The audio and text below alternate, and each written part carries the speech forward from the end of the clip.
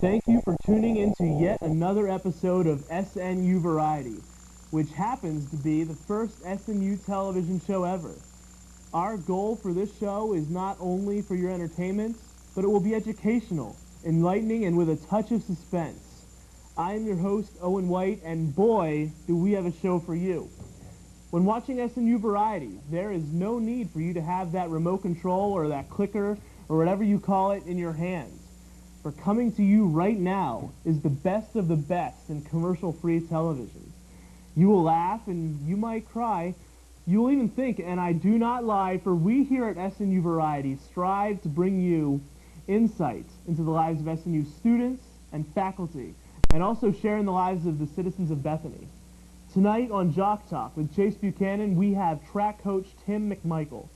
Ryan Evans will then be bringing us an amazing human trick on this week's Wide World.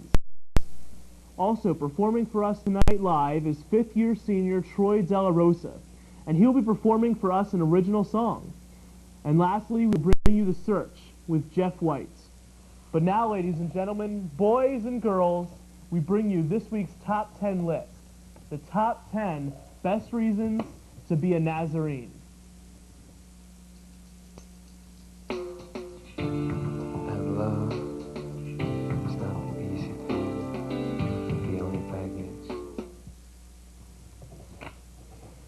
And now, the consistence of knowing you will never get out of church a minute before or after 12 o'clock. I won't tell you where I go, but we usually get out a half hour later than that, but I don't complain because it's good preaching. Number 9, the victory of beating the Baptists to Luby's. I've been there a couple times, and I will never try that place again because the food there is nasty. Number 8, everyone knows everyone, therefore we all have a liable excuse to gossip. I don't gossip, but did you hear that Dr. Samples likes to act and dress like Michael Jackson? It's true. Ask him about it. Number 7, it's the only denomination with its own song. Yes, Holiness Unto the Lord. And I would sing it for you, but I think I just got laryngitis. Number 6, Dr. Howard Culbertson's theory. I don't believe the Nazarenes are the only denomination going to heaven. We just have the front row seats. Now in heaven, I'm not sure, but I don't think we're going to need front row seats because I think it's going to be pretty loud. Number 5, Nazarene naps. Yes, all the good Nazarenes are the people that take their naps after church on Sunday. I, being a very good Nazarene, I decide to take them every day. Number 4, potluck. Yes, these are the times we all get together and share in the wonderful food that most of the wives have cooked. But now all of a sudden I think we're starting to get lazy and we eat Kentucky Fried Chicken instead. We need to change that. Number 3, you never have to worry about breaking an ankle when dancing. Why is that? Because we don't dance. And I don't dance, not only because it's a rule, but because I would break an ankle if I did. Number 2, you never have to worry about getting carded at the movie theater. Why is that? Because we don't go to the movies. Or now the rule's been changed to use your own godly discretion. But anyway, no cardage at the movie. And the number 1 best reason why we are Nazarenes, Jesus was a Nazarene. Ladies and gentlemen, boys and girls, your top 10 list. And now we take you to Jock Talk with Chase Buchanan.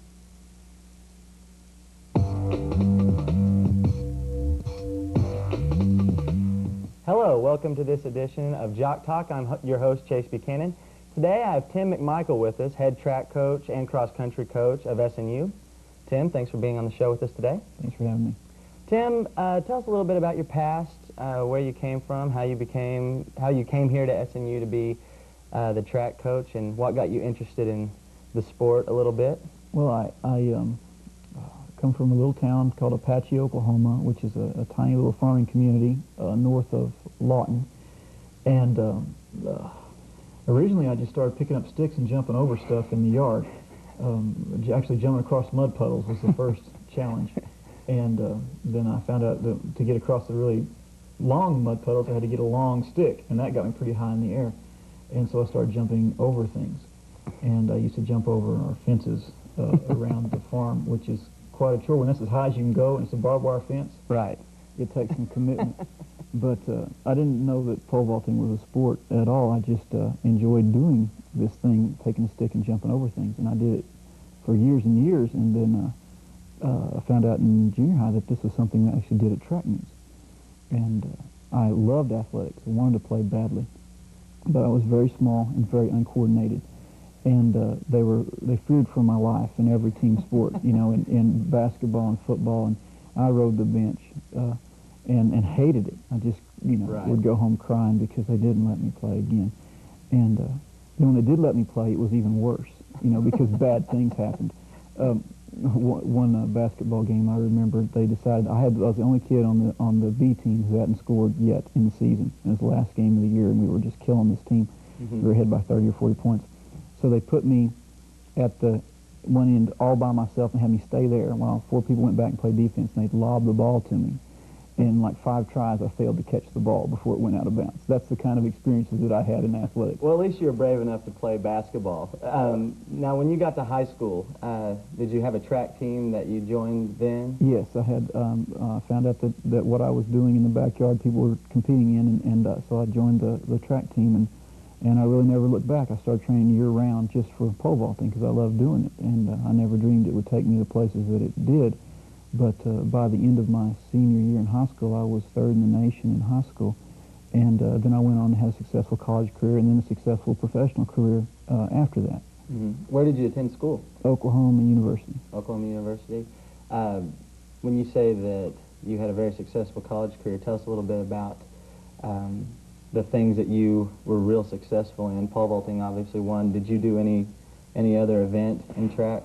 No, pole vaulting was my specialty. I wasn't a very good athlete. I was a very good technically with my jumping, but I wasn't a physical specimen. And so I was able to compete in just that one very technical event. Pole vaulting is a difficult thing, and so because I did it better than the other people, I was able to beat them, but they were way better athletes than me. One of the guys I used to compete against was this just incredibly strong, fast human being, and he said, after I beat him at a national championship, he said, Tim, you know those people in PE and band that I used to beat up in high school? He said, you should be their god. They should worship you. But that's the kind of competition that I was up against. Now, you coached, you started coaching in 1990, and you were an assistant coach at OU for a little while. Tell us the difference between that kind of atmosphere you have there compared to an atmosphere that you have at a small university like SNU. Well, at OU, you know, and in the professional ranks, it's just a lot more about performance, and there's a lot of, for lack of a better word, there's just a lot of bad things that go on when there's that much pressure and there's that much money to be made.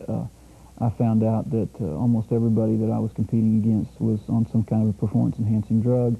In college, there was a lot of shady stuff going on with money and this and that. You know, with the football team, that's when OU got that big probation penalty and stuff, and all that stuff. It was worse than it came out in the press. It was a bad atmosphere in that sense. And at SNU, you know, in a small Christian school, it's much more about the student athlete. It's much more principled. It can afford to be. It's closer to the ideal that used to be there in amateur athletics. That since there's not that much on the line, it can be a purer experience and more centered on the enjoyment of the athlete and the quality of their experience. And so this is a good fit for me because that's what I found to be valuable even in all my experiences. You know, that I found out that winning wasn't everything it was set up to be, and losing wasn't the end of the world. But the quality of relationships, what the Lord did in building my character through those experiences, that's what you take with you. That's what is really valuable when all is said and done. And here I can focus on those things. And I don't feel like somebody's holding a gun to my head saying win a conference championship or else, you know, which was the case at OU. I mean, it was right. It's all about winning. Pressure. Oh, yeah.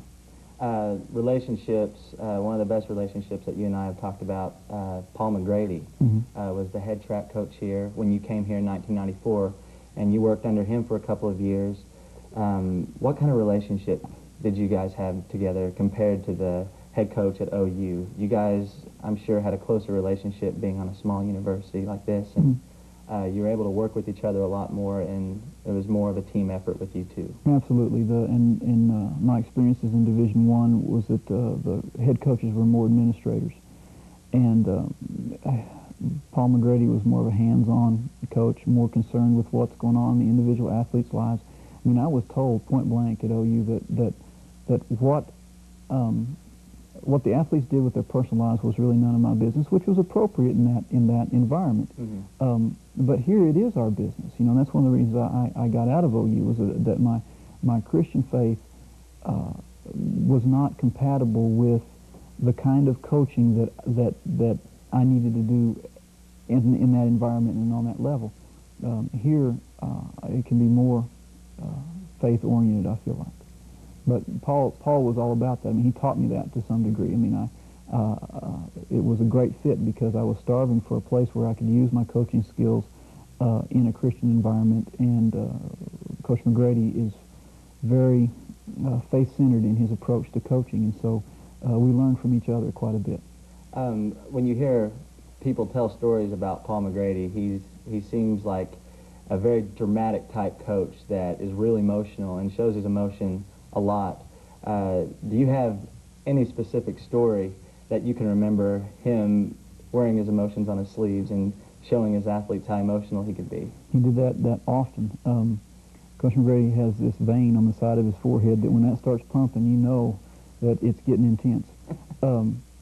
One team meeting, we had a really bad meet right before the national championship, and he came in and threw a chair across the meeting room and banged it up against the wall, and had everybody's attention completely. He had my attention. I didn't know he was going to do it. And then after the meeting was over, he called me out in the hall and he said, "Coach, go back in there and take care of the girls. They look like they're all about to cry." And they were, they looked like they had deer caught in the headlights. But that was kind of my job, was to, I'm a little more in touch with that, the gentler, softer side of coaching. And so we made a good team in that respect. He could yell and scream and threaten people's lives, and then I could be kind of the softer touch. In track, you work with girls. Coach McGrady is now the head football coach, which is a good fit for him because he has a locker room filled with guys now. Mm-hmm. Working with girls has to be a totally different field than what it is working with guys. Tell us a little bit about your experience with that and how you fit in with working with girls, because you seem like the type of person that would be a little bit better at that than what Paul was. Right. There's a famous line in A League of Our Own where Tom Hanks says, "There's no crying in baseball," and that's a situation that a girls coach has to know how to deal with when they get emotional and cry on you. It'll happen often. Guys don't do that. If a guy starts crying, there's a big problem. Right. And with girls, that's more of a way that they vent their emotions and express themselves. And you have to be comfortable with that, and you have to be willing to sit down and talk through what's going on, and get them to feel secure and comfortable about what they're trying to attempt. Yelling and bullying, and making them, and getting in their faces doesn't work as well with girls as it does with guys. Now, you became the head coach in 1999, fall of 1999, Mm-hmm. and tell us how this has just been a totally new experience for you compared to your assistant coaching jobs before. You schedule a lot more. You're in charge of everything since Mm-hmm. you're the head coach. Just tell us a little bit on how you fit into SNU track and cross country, and how you feel like you fit more than what you did as an assistant coach. Well, as an assistant, I was basically in charge of a certain small segment of athletes, pole vaulters and sprinters, or pole vaulters and power runners, or off-season track. And I'm basically, in that role, I was in charge of getting them ready to compete. As a head coach, there's so much more behind the scenes that has to go on. There's scheduling and budget and uniforms and all that I was totally unprepared for, in the sense that I'd never done that kind of thing before. And so it was a learning experience, and like any learning experience, there's some growing pains along the way. When I wake up and realize, wait a minute, what's my team going to wear this year? And that I'm the one who has to take care of that, and I'm frantically dialing on the phone trying to find out what to do about that.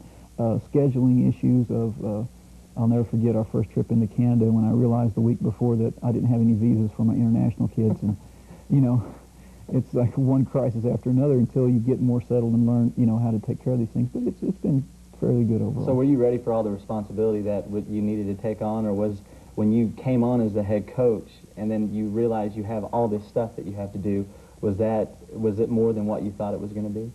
I would say I was just barely ready. I mean, I was at the point where I could jump in there and figure out what was going on and do it. It came at, like things do sometimes, they come at the right time, in my development as a coach.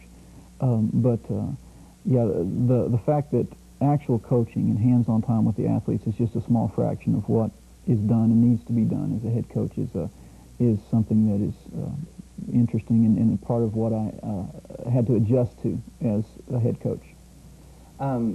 Now your season coming up right now, you're going to be doing outdoor. The indoor just finished up, and tell us a little bit how they did at Nationals. They just finished at Nationals, and tell us who went for the guys and the girls, and tell us how they fared at Nationals. It was a really successful trip for us. I took 2 girls and 4 guys. I had 2 sprinters who are also football players on the guys' side that did really well in their first national track meet. One of my kids was Eddie Dilworth that qualified 30th on the list and ended up 8th in the competition, which was outstanding. And Fletcher Smith had trouble with his hamstring, so he didn't make it through the rounds, but it was a good experience for him. Tommy Anderson is a shot putter who qualified on the last throw at the last chance meet. I mean, it was by 1 inch, just barely, but we worked hard all year to get there, and sure enough, he made it. And he went and competed and got some experience. He's also a freshman. Jamal Hepburn is an established kind of, he will be our record holder for All-Americans and National Champions before he's done. He's a junior this year, and he got his 6th All-American honor and 2nd National Championship. He was 2nd in the long jump and 1st in the triple jump. And he's just head and shoulders above everybody else in the competition. He's a 1 in a million kind of athlete. He really is. Just really quickly, tell us a little bit what you're looking forward to in your upcoming outdoor season, where your first meet's going to be, and a couple of your goals that you have set for your team. Okay. Before I do that, quickly, I want to mention my girls, so I don't want to leave them out. I'll hear from it over the.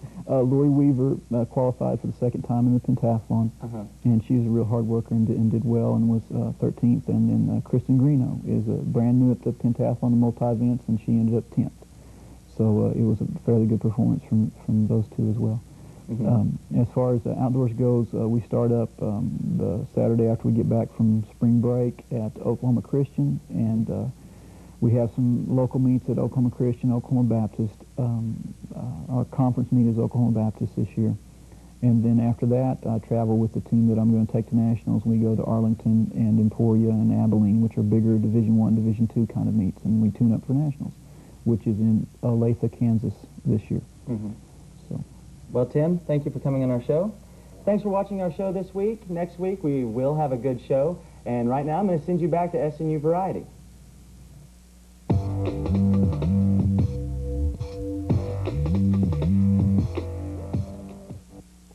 Thank you, Chase, and welcome back to SNU Variety. I am your host, Owen White. Our guest today is one of SNU's favorite religion professors. Along with his role as teacher, he is also the director of the internship program here at SNU.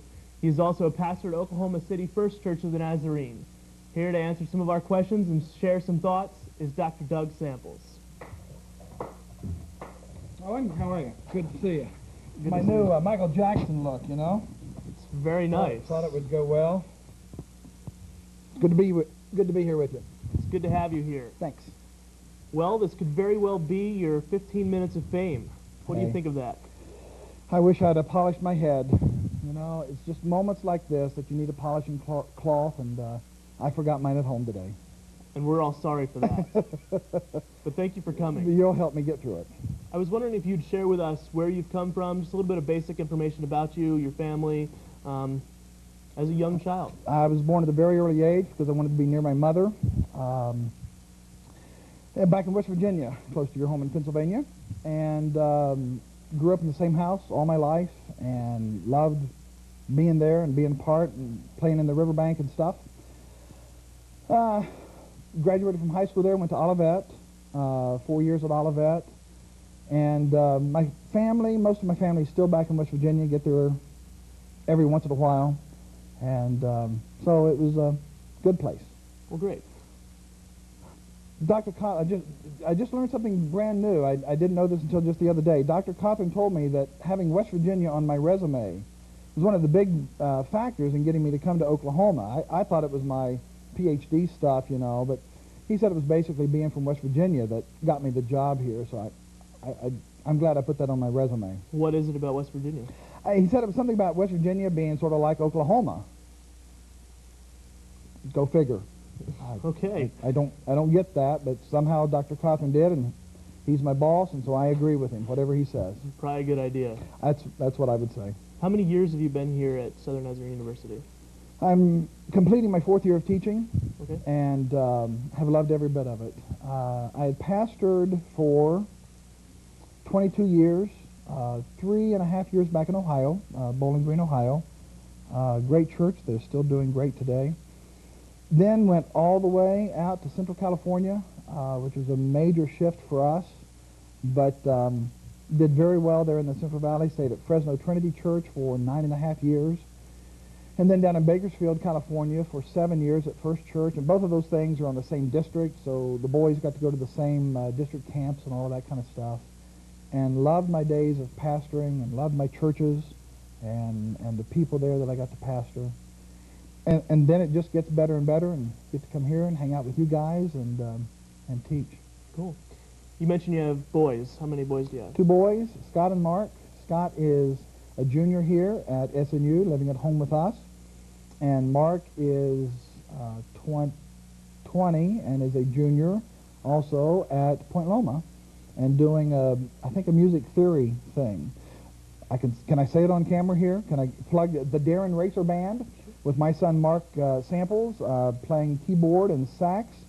Just signed a little record contract, doing a little national touring thing this summer, and they're either going to find out that they're going to be the next Boys to Men, NSYNC kind of thing, or else it's just going to be a fun college memory of an exciting 2-year fling in the record business or CD business.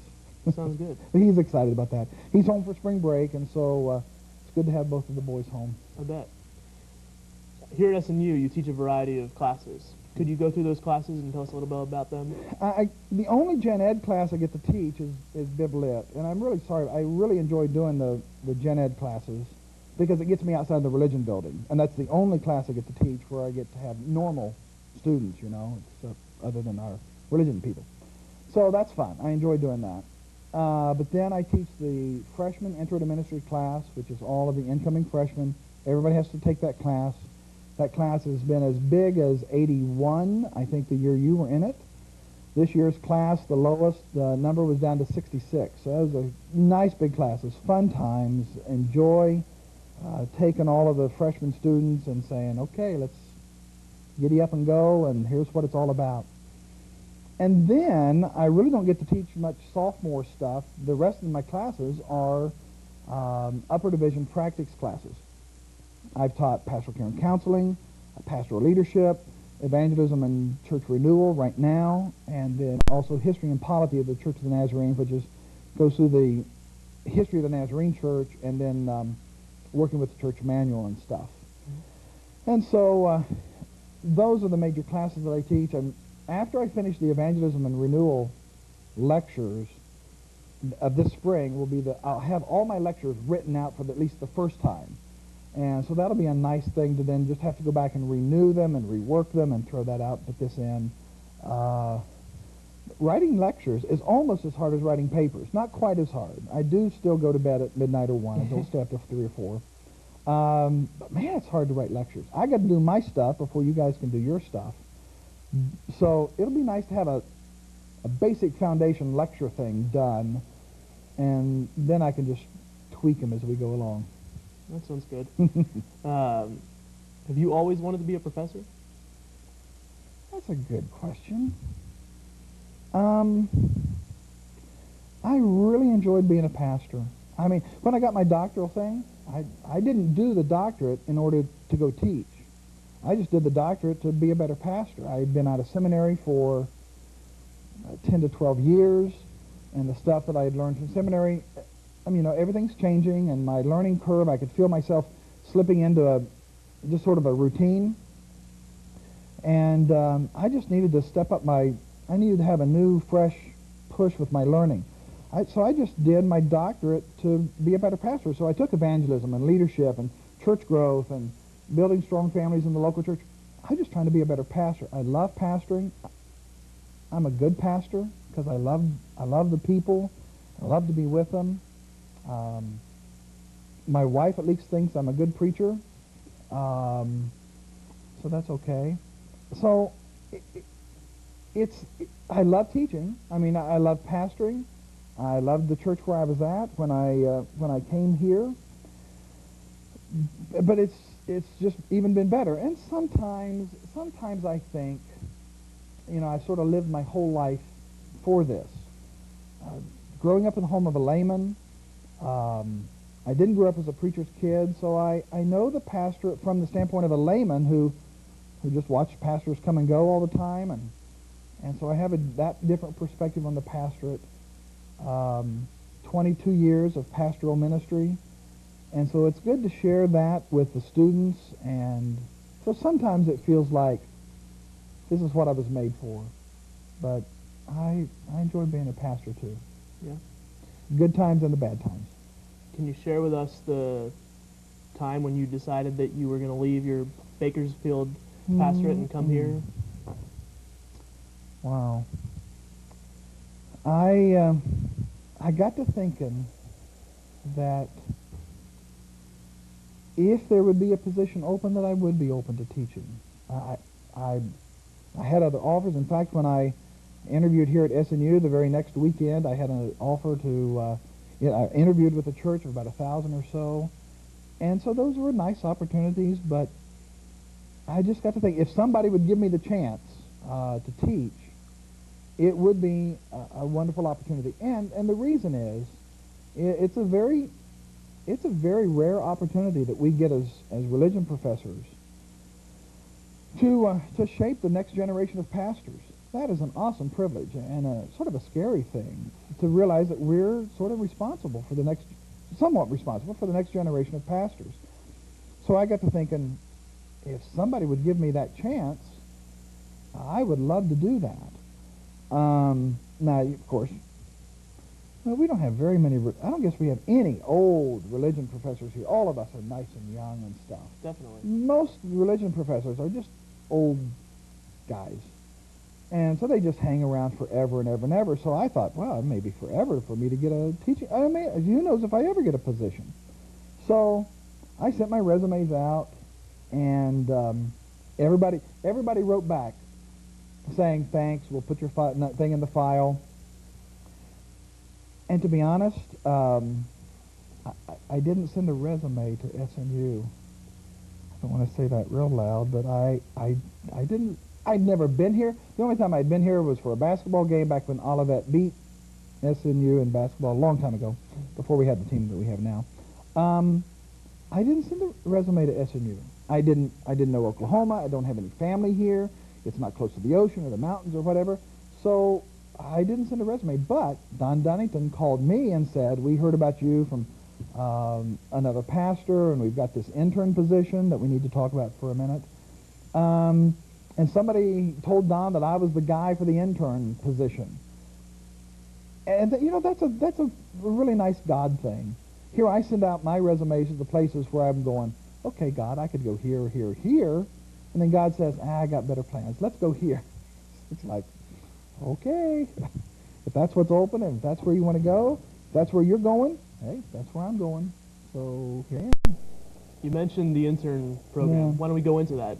Tell me a little bit about what it actually is. It's a program for 75 of our religion majors where they are doing ministry work in a local church every week that they're in school, which a lot of our religion majors are off doing things at different churches. But these students, right now, there would be about 50 of them who are men, and 20, some of them are ladies, working in about 26 different churches here in the local area. It all started about 8 years ago with Dr. Dunnington and Dr. Gresham dreaming up what can we do to help pastors. And so they put together a program that increases the experience. So the freshman interns are working 5 hours a week, sophomore interns do 10 hours a week, juniors do 15 hours a week, and seniors are doing 20 hours of ministry work on top of their senior level work, on top of relationships and sleep and all that other kind of stuff. That's a lot of work. And so they get all of that experience doing youth ministry, children's ministry, pastoral care ministry, serving the elements of communion, counseling, church board meetings, et cetera, et cetera. They just have all kinds of great experience. Urban ministry and at Pitt Avenue and over at New Life Community with Rock. And then in return for that, they get scholarship money. And so the freshmen get $1,000 a year, sophomores get 50% tuition, juniors get 75% tuition, and seniors get full tuition. So it's a major thing to not only get the experience, then also to have the financial help so that they could either go on to graduate school or to go out and pastor maybe a smaller church where they get yes to that and yes to God's will without this huge, big financial debt load. Mm-hmm. So it's a great program. Most of the other Nazarene schools are trying to duplicate and copy what we're doing. So again, SNU is setting the course and leading the pack, which is why it's fun to be. Even though I didn't send my resume here, this is the place to be. This is the religion department to work in.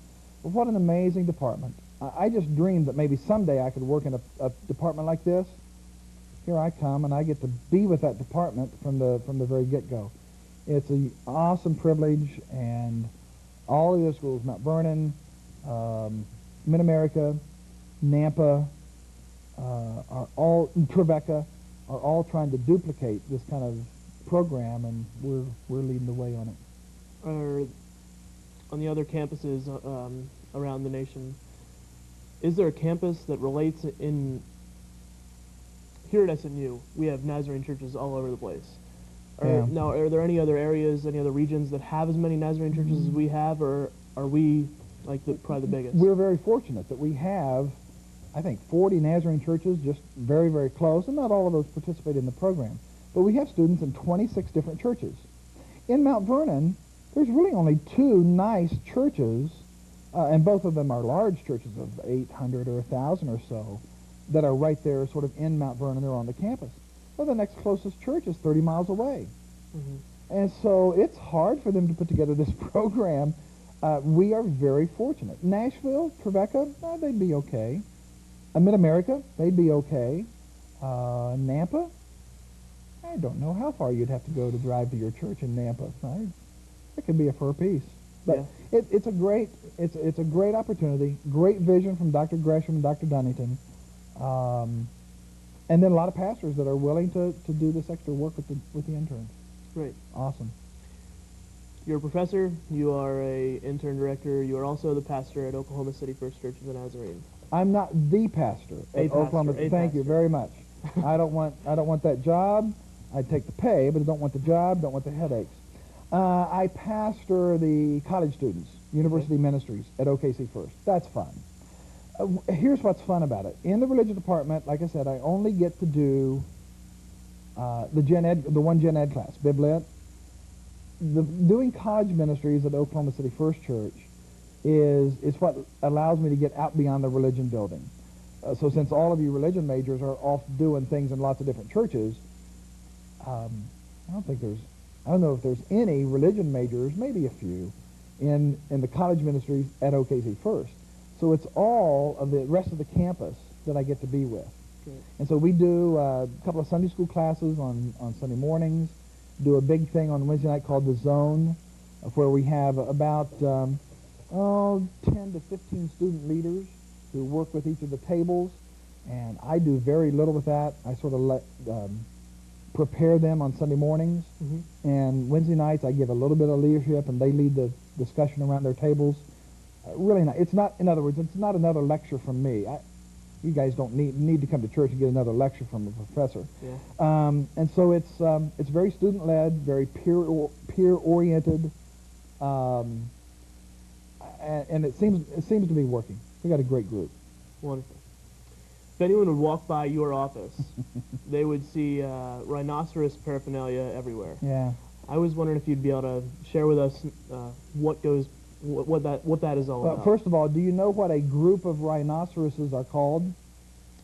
I do not. Well, you know, you have a flock of birds, or a gaggle of geese, or a herd of cows. Okay. A group of rhinoceroses are called, get this, honest engine, a crash of rhinos. Okay.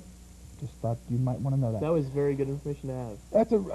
I really got that out of somewhere, and I believe it to be true. At least I'm saying that it is, and I'm sticking by it, and that's my story. The rhino thing came from a thing I did in chapel, I guess 3 years ago. It'd probably be time to do that at sermon again next year. Entitled, Don't Be a Cow, Be a Rhino. And in my language, cows are average, normal, boring people that don't ever do anything great with their lives. You're a Gideon before God finds you and says, "Oh, mighty warrior." And so we can either choose to be a cow all of our life and just be boring, normal, average, run-of-the-mill people, or we can choose to be rhinos who take the lead and take charge and get God into their life and get excited about life and go out and do something great, change the world. Cows just sort of look around and see where everybody else is going, and then they go in that direction.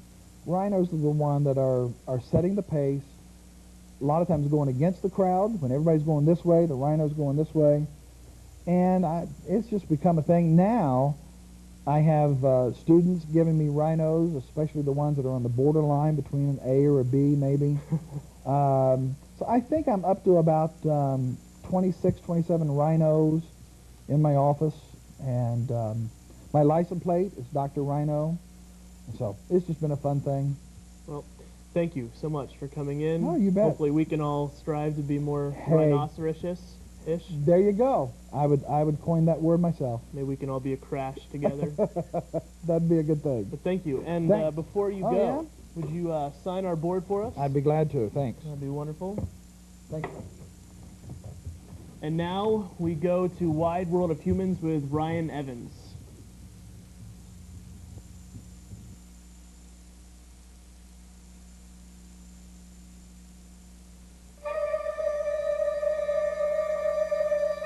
Mr. Evans, your mission, should you choose to accept it, is to seek out strange and unique talent around Southern Nazarene University.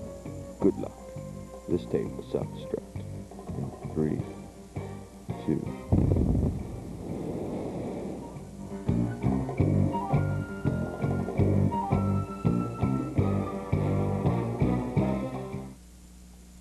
Hello and welcome to the Wide World of Humans. Today we have with us Michael Stefanik.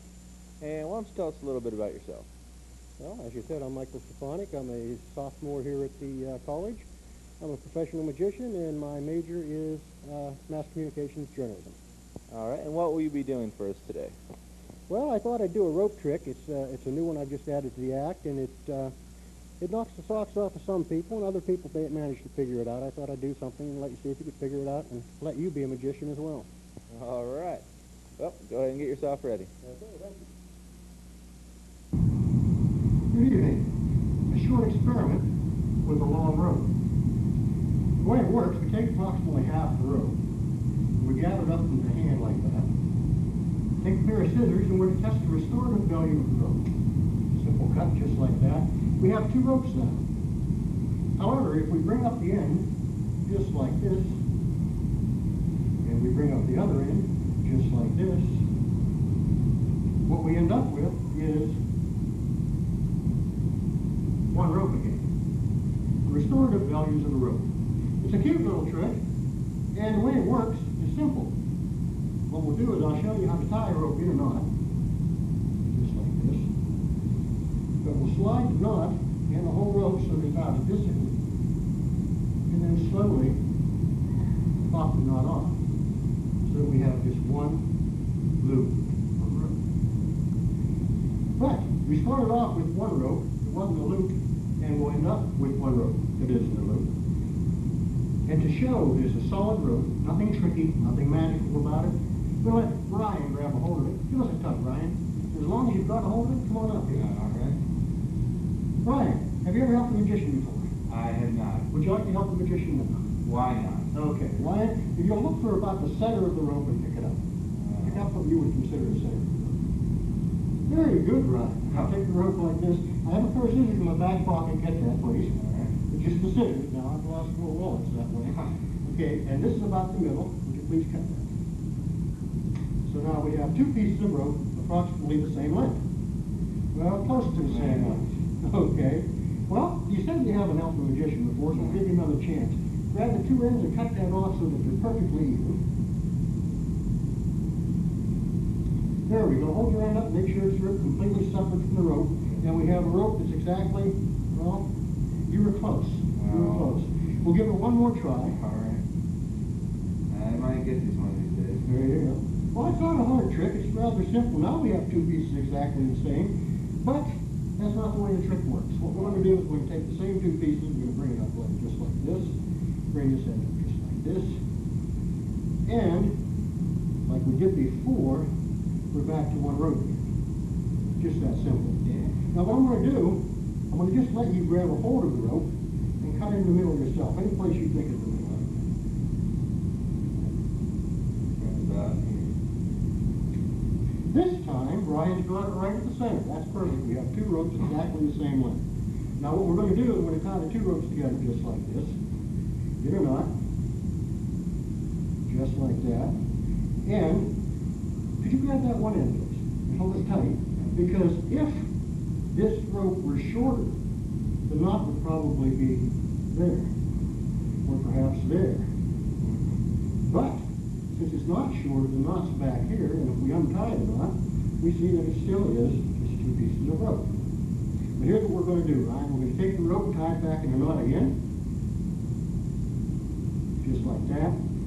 And we're going to slide that out as though we had two shorter ropes. And I'd like you to cut that right there in the center. So now we have a rope here and a rope here. Okay? And if you could drop that piece you have in your hand and hold on to this one. Okay, Ryan. Now you have a rope perfectly straight with a knot in the center, or close to the center. I'm going to tie mine so that I have basically the same thing. Tie in a knot. Just like that. And then we'll move the whole rope out so the knot's at the bottom. If I could borrow the scissors. Thank you. We're going to do the same thing here. We're going to cut my rope so that it's perfectly straight with a knot at approximately the center. Now, if you face the audience, take your right hand and make a magical pass of the knot, and then slowly slide the knot off the rope. Toss it to the audience, and take your bow, right? Well, that was certainly something. How long have you been doing magic? Since I was 10 years old, my first show, and I'm 23 now. You do the math. Okay, I lied a little bit. I've been doing magic a little over 40 years. How'd you get interested in magic? I was about 9 years old. My mother bought me a magic kit for $2.99 through the mail, and it had a bunch of really simple tricks. And I tried a few of them, fell in love with them, and decided to go with the magic from then. And read a book on Houdini, and that became a fascination I never got rid of. You said you do this professionally. About how often do you perform professionally? Since I started school, not as often as I'd like to. I moved out here from Pennsylvania where I was doing shows regularly. And since out here, I've done some church work. I've done some work for the Angel Tree Ministries. I've performed regularly at McDonald House. I'll be there again this Monday, by the way, 6 p.m. And any place I'm called, I like to do the magic as often as I get a chance, but with classes, and you know what homework's like. Yeah. All right. Well, thank you very much for being my guest today. Okay. And thank you for watching. The only thing I can really say about this man is that he is magical. I would again like to thank Michael Stefanik for being my guest today on the Wide World of Humans. I'm Ryan Evans. Now, back to SNU Variety.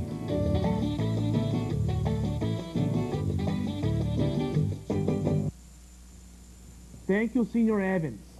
And now, he is a fifth-year senior. He is in SNU's Chamber Choir University Singers. He has a CD album titled Project Gravity and will soon be releasing another one. Here to perform for you now is Troy De La Rosa with Footsteps. Forgive me, Lord, for all my doubts, for all of my pride, for all of my wrong. Forgive me, Lord, for all my running away from following you. You have taken away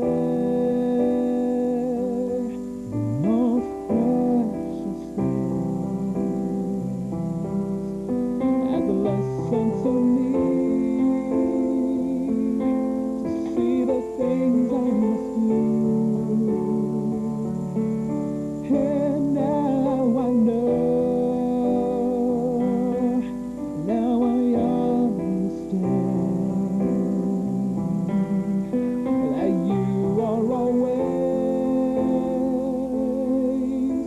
wanting me still.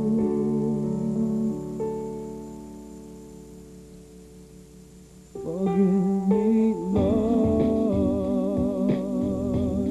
for all my lies, for all my deceit. Prepare a stillness in me. Forgive me, Lord, for all those times I fell in my life. Help me see through your eyes. Don't ever let me forget that you are always here and constantly instill that humble fear that I may never stray away. The footsteps of you I will follow in till the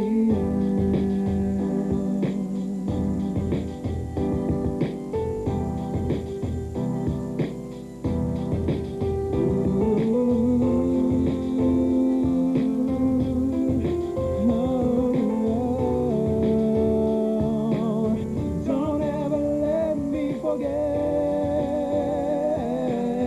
that you are always here and constantly instill that humble fear that I may never stray away. The footsteps of you I will follow till the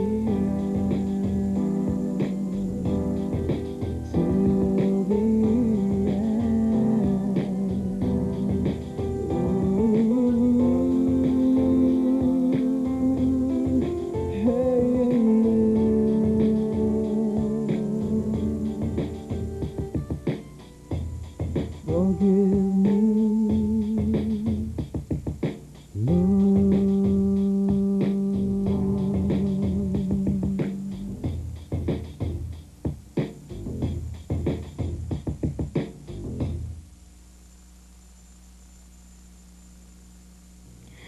Thank you, Troy. I have been deeply touched by your footsteps.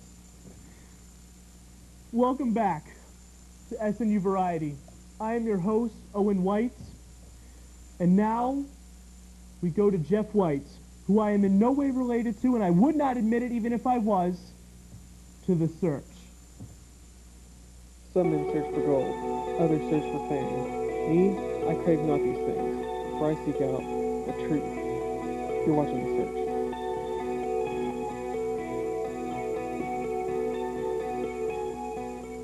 Hi, I'm Jeff White, and today we're going to be discovering Oklahoma's obsession with Dr. Pepper. We're going to be looking at the pros and cons of this wondrous drink. Professor, could you give us a little bit of an outsider's view on your take on Oklahoma's obsession with Dr. Pepper? I'm from Illinois, so being a Midwesterner, I was a little bit intrigued by the obsessive impulses of the Oklahomans in regards to their Dr. Pepper. We have Dr. Pepper. I like Dr. Pepper. I think it's great stuff. But whenever I came down here and go into fast food joints, I mean, there are certain drinks that you expect to be there. And every single fast food joint in Oklahoma, there's always Dr. Pepper. There's always Diet Dr. Pepper. Almost always. It's very rare that you go into a place and the little soft drink dispensers don't have those two drinks. In the Midwest, in Illinois, you know, it's typical that you have Dr. Pepper there, but it's not always a requirement. You know, it's not always guaranteed that it will be there. You usually have slice or drink like that in its place. So it was unusual. And then whenever I started noticing my students coming to class with their bottles and with their pop cans, I noticed that they were almost always drinking Dr. Pepper. Sometimes on a daily basis, or every single class period, there were some students who would have their Dr. Pepper with them. And that's when I noticed that this had to be a quirk of the South. Here we have Jan Chafee, and she's going to tell us a little bit about her addiction. Jan, is it true that you're a Dr. Pepper addict? It is very true, yes. How long have you been an addict? Since I was about 10. Is it true that you tried to kick the habit for a while? Yes, I did. It was part of my New Year's resolution, 2002, that I would give up Dr. Pepper and just strictly be a water girl. And what happened with that? It lasted about 2.5 weeks. Was the urge to drink Dr. Pepper just too great? The urge was great. It was overwhelming, and I did fall off the wagon. Well, I've heard that Dr. Pepper addicts actually, it runs in the family, and that once you start with your family, it just keeps going. Is that true in your case? I actually believe it is a chemical dependency, yes. I believe there is something that they put in Dr. Pepper that makes you chemically dependent on it, yes. So I do, on occasion, go through withdrawals. And you have other family members that are addicts too. Yes, it actually runs in my family. My daughter is an addict. Both of my sons are addicts, and my parents. And then I have some in-laws that have 3 or 4 a day, actually. Oh. Did you see any good side effects when you kicked the habit for a while? I was able to concentrate more. No, I'm teasing. Actually, yes.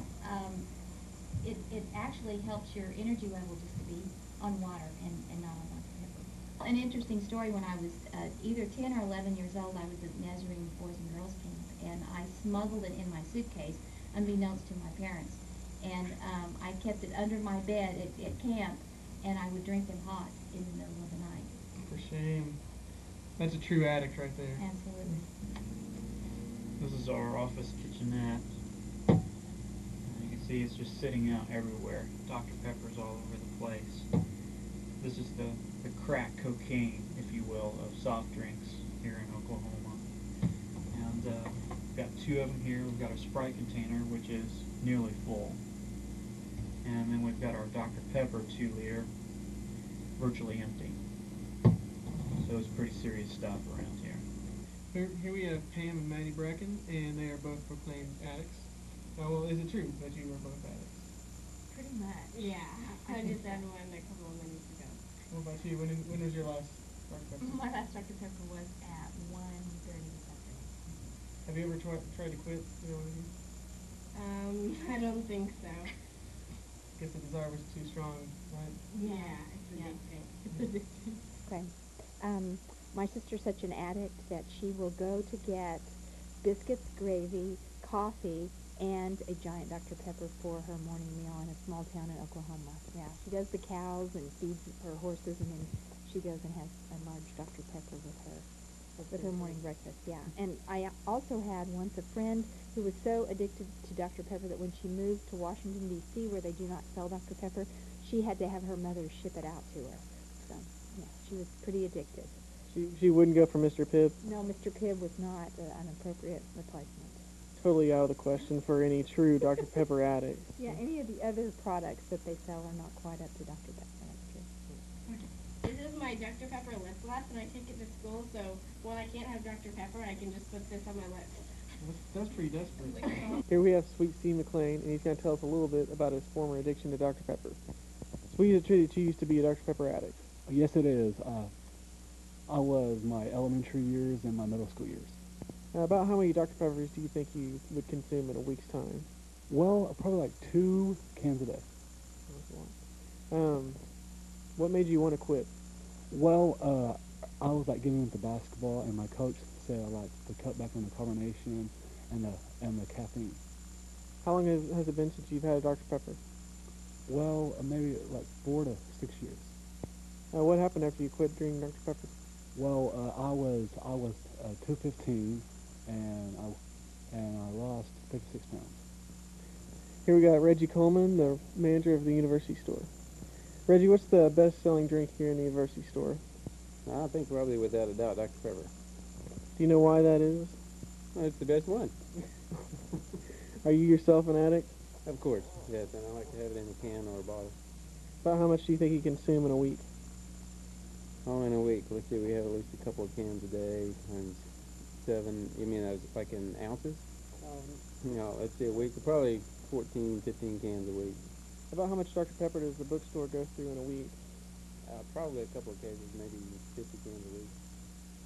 To find out more about Oklahoma's obsession with Dr. Pepper, I went to Tim's restaurant on 15th and MacArthur, who supposedly makes the best Dr. Pepper in the world. Cookie at Tim's restaurant. It's famous for its Dr. Pepper. What's your most popular drink here? It's Dr. Pepper and Coke. Is it true that you all have the best Dr. Pepper in the world? Right. We do. Is it always as busy this time? Yes, always. We've been busy all day long. One thing I want to try and maybe is Dr. Pepper. Okay, you got it. What else is special about your drink? Is our crushed ice. Everybody loves the ice. And how many do you encounter a lot of Dr. Pepper addicts here? Oh, yes. Oh, yeah. They even drive from Midwest City, from El Reno, everywhere to get our Dr. Pepper and Coca-Cola. So they're really desperate for their Dr. Pepper, right? Oh, they're hooked. I mean, that's how good they are. As far as other beverages, is anyone else hooked on any other beverage as like they are Dr. Pepper? Coca-Cola, mostly Coca-Cola and Dr. Pepper. Thank you very much. Let's try this and see. Wow, that is really good. This is the world's best Dr. Pepper right here. All right, so you discovered that there's lots of Dr. Pepper addicts here in Oklahoma. But why? Ryan Evans has the answer for us. Well, Dr. Pepper was invented in the South. Waco, Texas, to be precise. In fact, the oldest Dr. Pepper bottling company in the world is in Texas, Dublin, Texas. I guess that explains why Dr. Pepper is so popular here in the South. Well, that wraps up another mystery. But don't worry, it's not bad to be a Dr. Pepper addict. Because I'm a Pepper too. Drink Dr. Pepper. Come on. Be a Pepper. Drink Dr. Pepper. Right. Be a Pepper. Drink Dr. Pepper. Be a Pepper. Well, that's it. Thank you for tuning in to yet another episode of SNU Variety. We hope you've enjoyed it. We have a great episode for you next week. I will not be here, but we will have Tammy Cox as the co-host, sharing with you the same educational, humorous, and even suspenseful features that we try to throw into every episode. Have a good evening, and to all, a good night. The girls had their chance. Now it's the guys' turn in the battle of the sexes. This week on Strangers with Candy.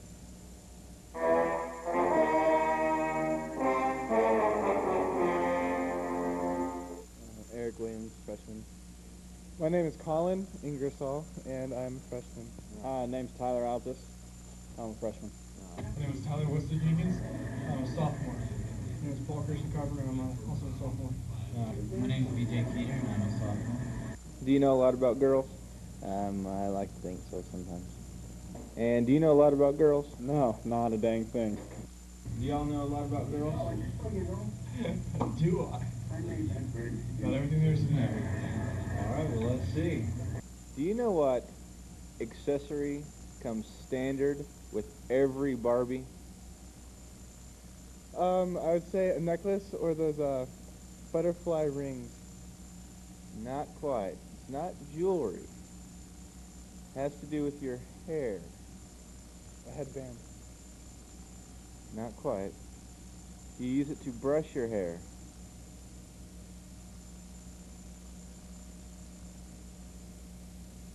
A comb. There you go. Do you know what accessory comes standard with every single Barbie? Oh, a brush. It's amazing. Not sure if you should know that or not. Do you know what accessory comes standard with every Barbie? Go ahead and talk amongst yourselves. Brush. That is correct. Do you know what accessory comes standard with every Barbie? Accessory. I'm going to guess a dress. Not quite. You use it on your hair. A brush. There you go. Hairbrush. Yes. Yes. Do you know what shape a princess cut diamond is? I'm going to say no, but I'll take a guess. Is that the traditional? No, what shape is it? Yeah, it's a lot like that one. Do you know what shape a princess cut diamond is? Triangle. Close. A little more sides. Let's go with octagon. Not that many sides. Square. Yeah, all right. Well, that's all right. Square. There you go. Third time's the charm. Can you name the 5 members of the Backstreet Boys? No, nor do I care to know it all. Nick, AJ, Howie, Ryan,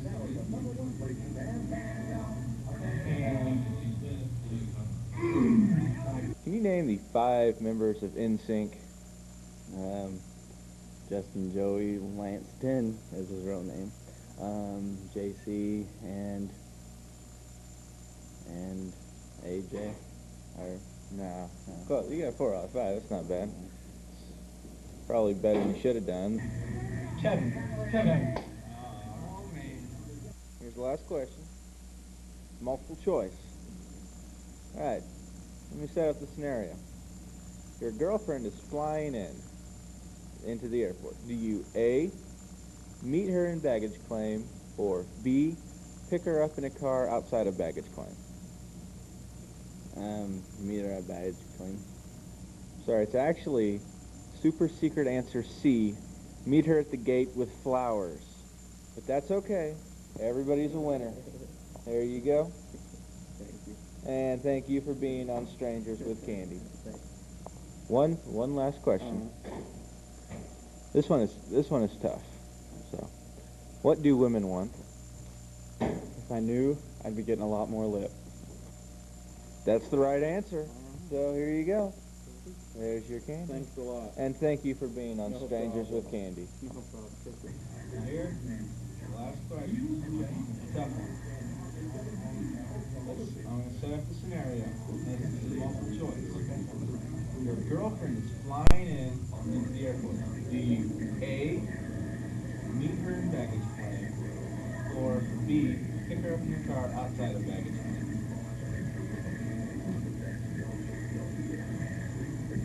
what? C. Is there a wrong answer? C. Meet her in the terminal with flowers. Oh! That is exactly the right answer.